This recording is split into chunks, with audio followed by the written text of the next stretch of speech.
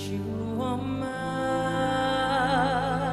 forever love, and you are watching over me from above.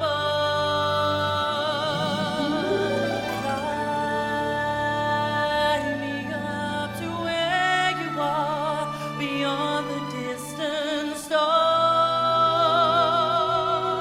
I wish upon tonight to see you smile,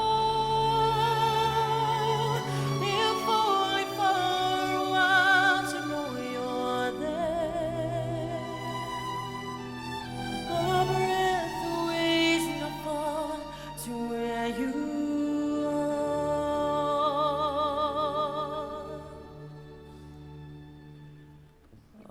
You gently sleeping here inside my dreams, and isn't faith believing all powers that are seen, as my heart holds you just one beat away. I cherish all you gave me every day, 'cause you are my forever love, watching me from up above. And I believe that angels speak, and that love will love on and never leave. Fly me up to where you are, beyond the distant stars. I wish upon tonight to see you smile, if only for a while to know you're there. A breath away's not far to where you are.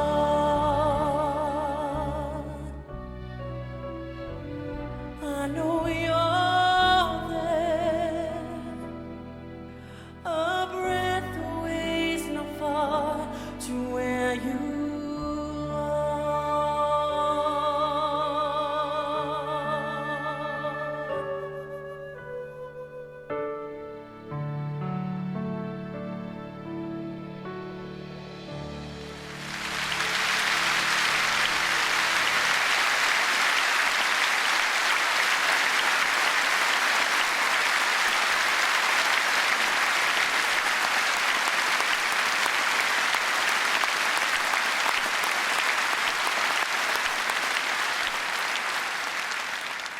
Our thanks to Joe McElderry there.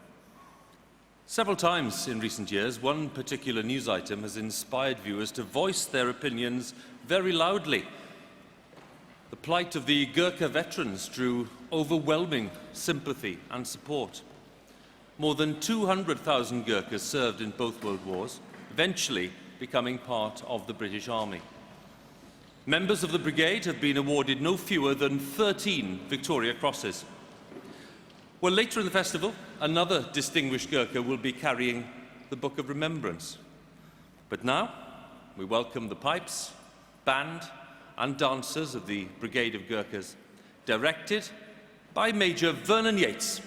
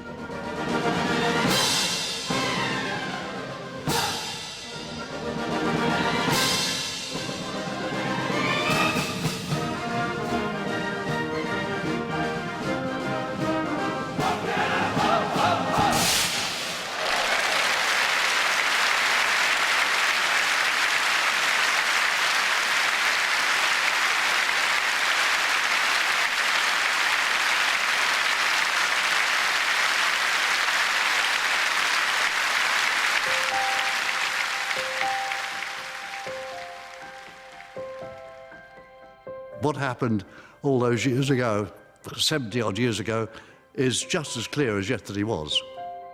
The biggest battle I think that I fought throughout the war was D-Day itself. We got on the boat and we pulled out into Southampton water, and all the lads up on these boats were all cheering and clapping. It felt like coming out of the tunnel at Wembley, playing for England, and all the crowd cheering like mad. And the emotion that I felt and all my friends felt, it took me. It took me 10 minutes, quarter of an hour to get over it. I kept rubbing my eyes like that. In fact, I'm doing it now. I've got bloody tears in my eyes now. Silly old bugger.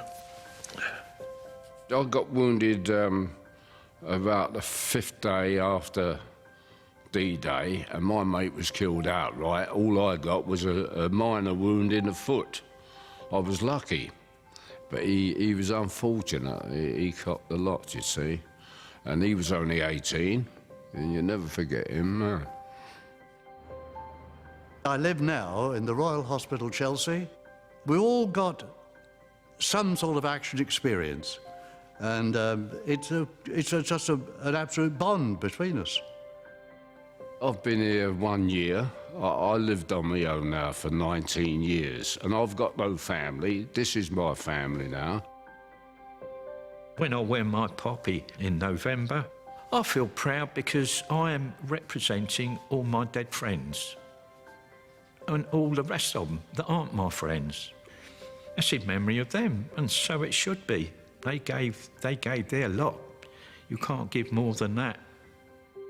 Wearing the poppy is a very emotional thing, you must understand, to those of us who were there. It must never stop.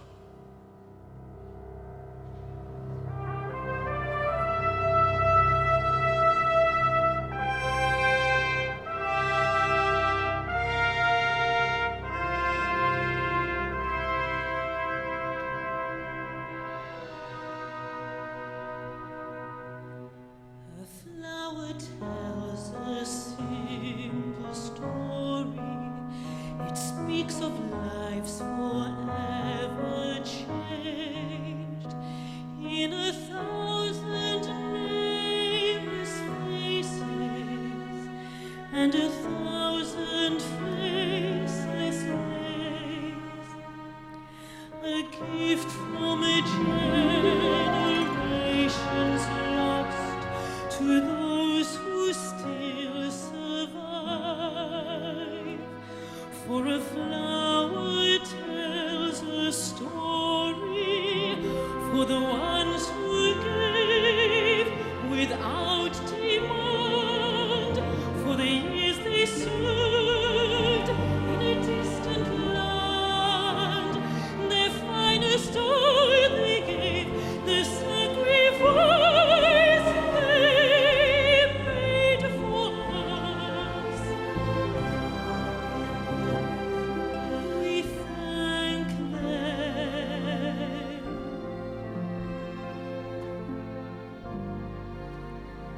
A flower tells of lights dimmed early, of a star burnt out too young. The story of a hero too often left unsung, a gift from a generation's lost to those who still survive. For a flower tells a story for the life you gave without demand, for the years you served in a distant land. Your finest hour you gave, the sacrifice you made for us, the sacrifice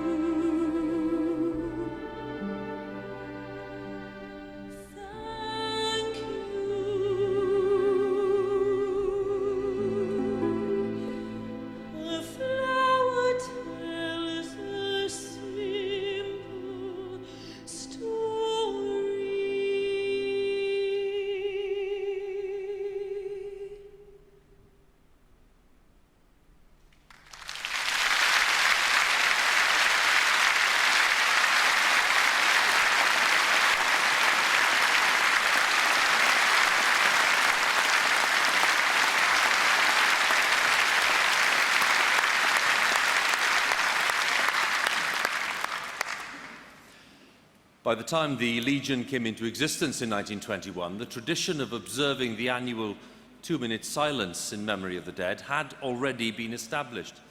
And this great hall will fall silent tonight once again, when the poppies fall and we all remember.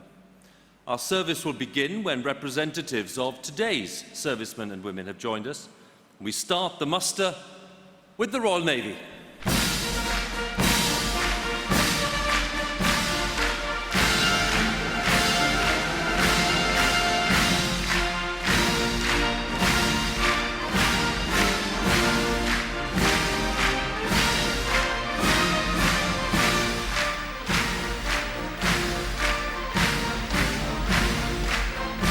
42 representatives of the Royal Navy with us tonight, representing the ships, the submarines, the naval air squadrons, the commando units and the shore establishments.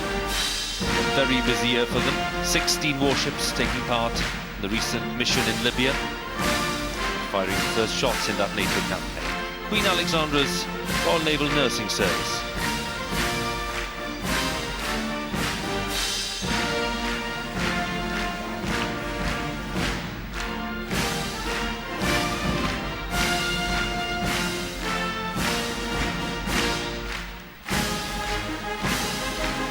Marines joining us in the Albert Hall. Senior Officer Lieutenant Tom Patrick from C Company, 40 Commando. Company returned from Afghanistan last year. And last month, 3 Commando Brigades returned from a 6-month deployment. Royal Naval Reserve, Senior Member Chief Petty Officer Samantha Martin. The Royal Marines Reserve too, some 600 trained ranks in all, assisting the regular corps and long-term attachments. We have the Royal Fleet Auxiliary, a civilian manned fleet supplying warships at sea.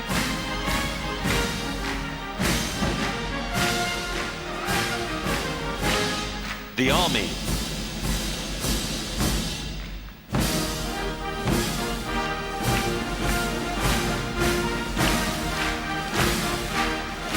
Some 80 members of the Army muster party tonight.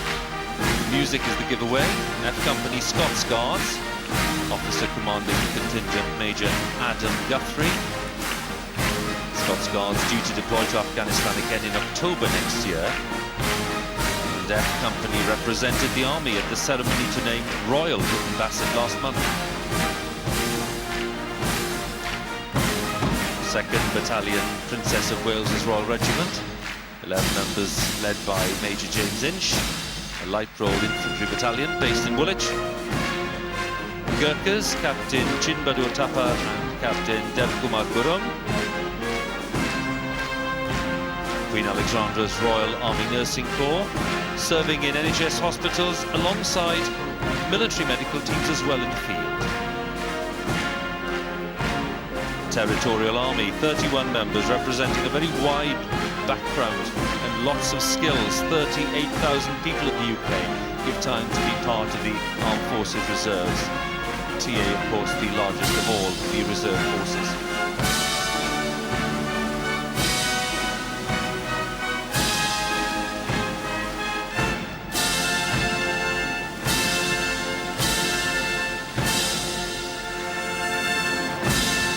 The Royal Air Force.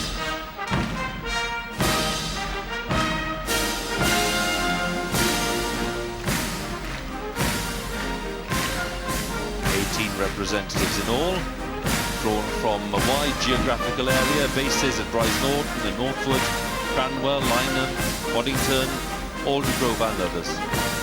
Very busy year, of course, for the RAF. The Libyan campaign led by NATO. Involvement started in February, and then there was Operation Ellamy itself, the British part of that NATO mission. Servicewomen of the Royal Air Force, 22 of them, led by Squadron Leader Elaine Batt.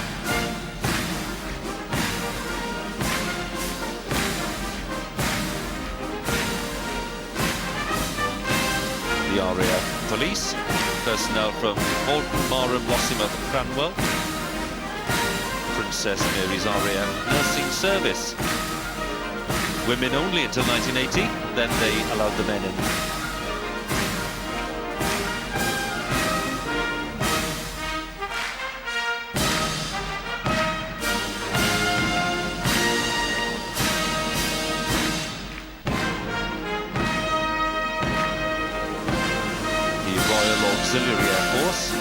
representatives led by Flight Lieutenant Claire Hodges of RAF Waddington.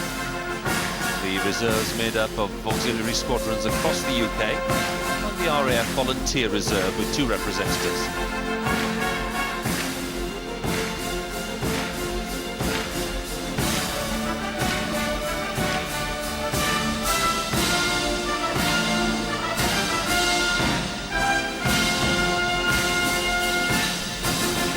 The Merchant Navy. 10 representatives of the service whose losses and sacrifice were not properly recognised for many years. 5 Merchant Navy veterans accompanied by 5 Merchant Navy cadets. We have Leonard Div Weston, who's 86, who served in the Russian convoys. George Wright, also 86, who survived 2 torpedo attacks in the Atlantic.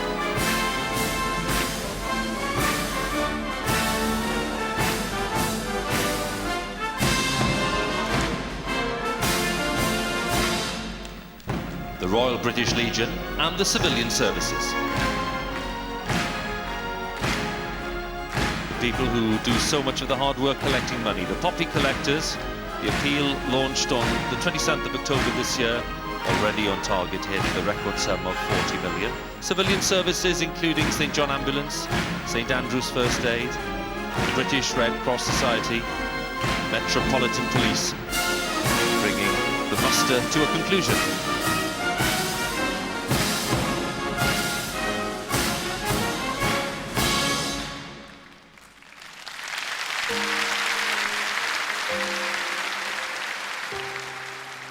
On 17 September 2010, I was in checkpoint. Sergeant Diprasad Pun was in a checkpoint on the outskirts of a village called Rahim Kalay, which had previously been a bit of a Taliban stronghold. And suddenly, I had seen the 2 Taliban. What he didn't know, of course, was that what he'd seen was actually 2 of a large group of Taliban who were already in position, poised to attack him and his checkpoint. Firing started coming from all around him. Effectively, for the next 15 minutes or so, he fought off several waves of attack. I was thinking at that time, I was alone and there were many, and they're definitely gonna kill me.